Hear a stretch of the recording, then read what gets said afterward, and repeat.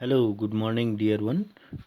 You are studying some basic concept of chemistry, and today's topic is properties of matter and their measurement. अभी तक आप matter को तो समझ ही गए होंगे, मैटर किसे कहते हैं, है ना।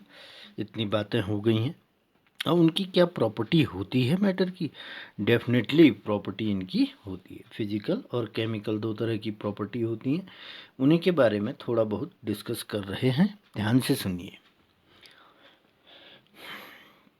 Every substance has unique characteristics property. प्रत्येक पदार्थ की दुनिया जगत में अपना लक्षण होता है, अपनी प्रॉपर्टी होती है, अपने गुण धर्म होते हैं। These properties can be classified into two category. In property को हम दो भागों में बांट सकते हैं, एक फिजिकल प्रॉपर्टी, दूसरा केमिकल प्रॉपर्टी। भौतिक गुण और रासायनिक गुण। प्रॉपर्टी माने गुण हुआ, उसे गुण धर्म कहते हैं। वैसे फिजिकल प्रॉपर्टी क्या होती है, फिर इसको जानिए। ये तो समझ में आ गया होगा। प्रत्येक पदार्थ के एक लाक्षणिक स्वभाव होता है, प्रॉपर्टी होती है। प्रॉपर्टी को दो भागों में बांट सकते हैं, फिजिकल और केमिकल। अब फिजिकल क्या होती है ये समझिए।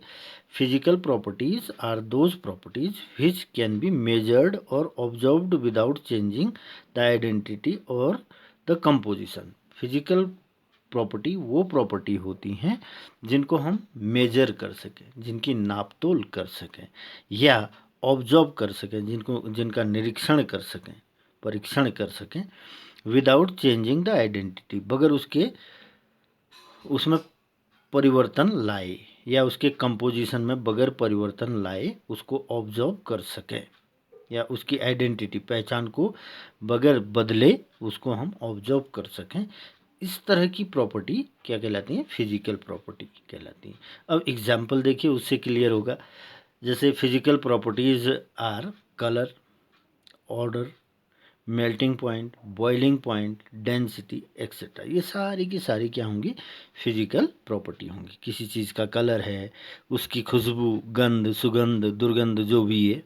मेल्टिंग पॉइंट गलनांक, बॉइलिंग पॉइंट क्वथनांक, है ना। डेंसिटी घनत्व क्या है, ये सब फिजिकल प्रॉपर्टी के अंतर्गत आएगा। ठीक है, क्योंकि आप इनको क्या कर सकते हैं?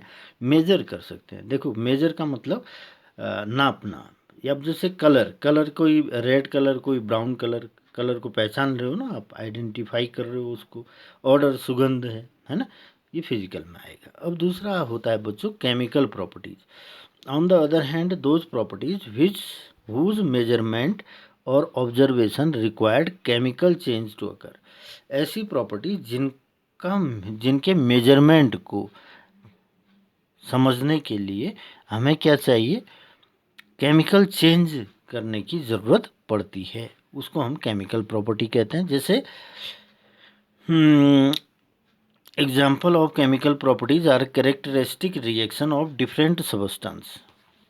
अलग अलग पदार्थों के बीच में रिएक्शन हो रही है, उनकी क्या कैरेक्टरिस्टिक्स हैं। These include acidity, basicity, combustibility. ये सब केमिकल प्रॉपर्टी में आएगा। एसिडिटी अम्लीयता, बेसिसिटी क्षारीयता, कंबस्टिबिलिटी ज्वलनशीलता, जलना, है ना। कंबसन ज्वलन।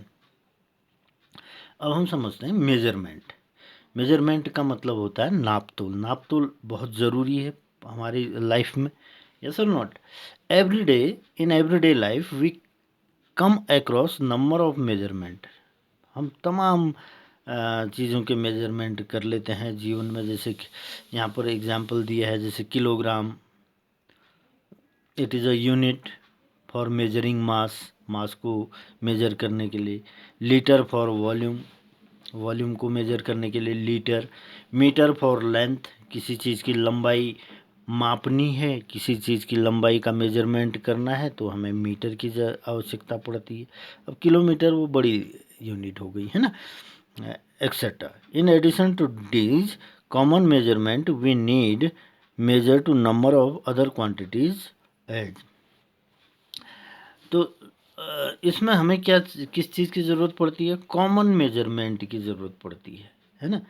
जैसे अदर क्वांटिटी, जैसे कॉन्सेंट्रेशन, सांद्रता कितनी है, टेम्परेचर कितना है, pressure, density, amount of electrical charge, इन सब चीज़ों को अब डिफाइन किया गया है। All such quantities which we come across during the scientific studies are called physical quantity. ऐसी सारी की सारी क्वांटिटीज जो हम दैनिक जीवन में जिनका हम साइंटिफिक अध्ययन करते हैं तो उनको हम फिजिकल क्वांटिटी कहते हैं। Physical quantity thus result of measurement operation.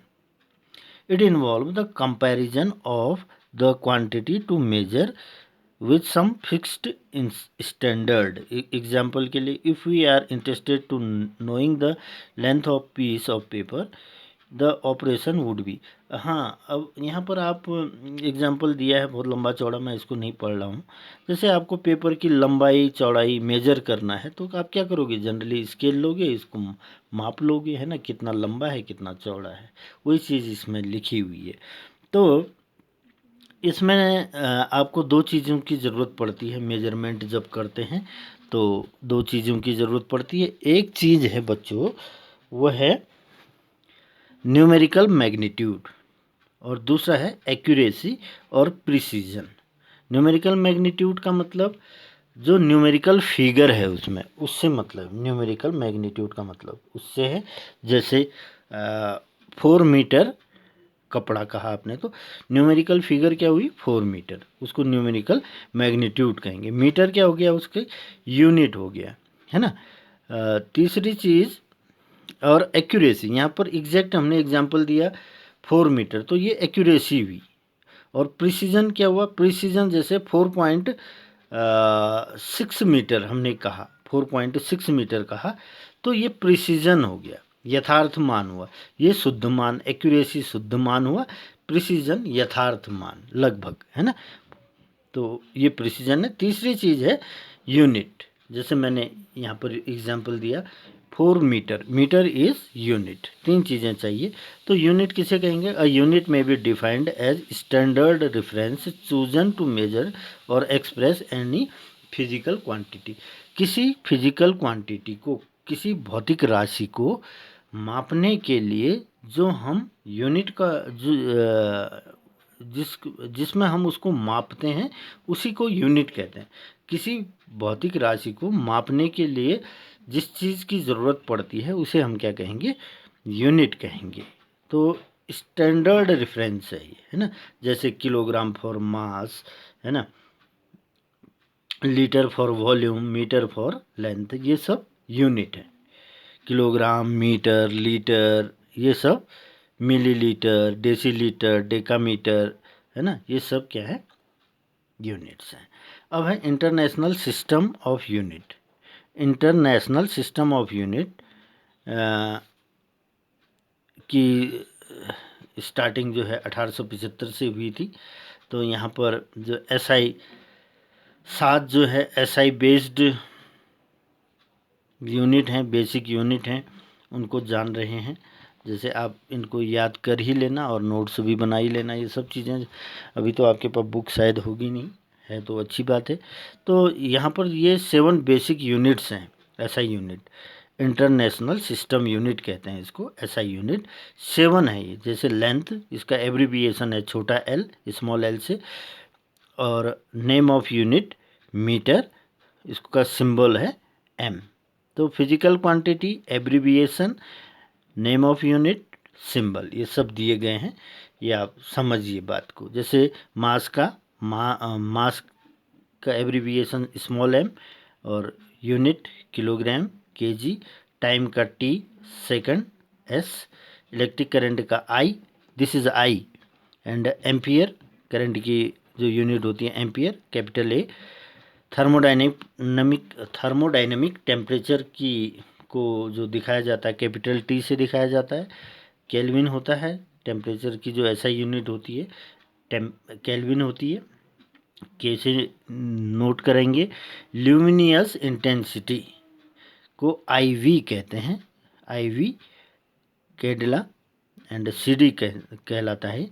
और अमाउंट ऑफ सबस्टांस को हम N से निरूपित करते हैं, दिखाते हैं छोटे n से, और इसको मोल को शॉर्ट में MOL लिखा जाता है। अब यहाँ पर डेफिनेशन दी गई हैं एसआई बेस यूनिट की। ये डेफिनेशन चाहो तो आप इसमें से नोट कर लें, फ़ोटो ले लें या फिर नोट कर लें। वही डेफिनेशन दे रखी हैं इनकी, है ना। लेंथ की क्या होगी, जैसे मैं आपको एक्सप्लेन करूं। यूनिट ऑफ लेंथ मीटर होती है। मीटर क्या है? Metre is a length of path travelled by light in vacuum during the time interval of 1/299792458 of the second, है ना। इस ढंग से यूनिट दी गई हैं, इनको डिफाइन किया गया है ना। आपको कुछ नहीं करना, आपको यूनिट याद कर लेना है। सारी जो मैंने यहाँ पर दी थी वो यूनिट्स आप याद कर लेंगे। सब ये एसआई यूनिट्स हैं, these all are SI units. अब डेसिमल फ्रैक्शन अगर आता है तो हम वहाँ पर कुछ चीज़ें ऐसे नोट कर लेते हैं, जैसे इनको भी आपको थोड़ा सा याद रखना है। डेसिमल फ्रैक्शन और multiples of unit are expressed by putting certain prefixes before the name of the unit. जैसे 10⁻24 है, मल्टीपल है, नहीं, मल्टीपल प्रीफिक्स और सिंबल। प्रीफिक्स माने नाम से पहले बोले जाने वाला। 10⁻24 है तो उसको योटा कहते हैं, कैपिटल वाई से दिखाया जाता है। 10⁻21 जेटा, जेड।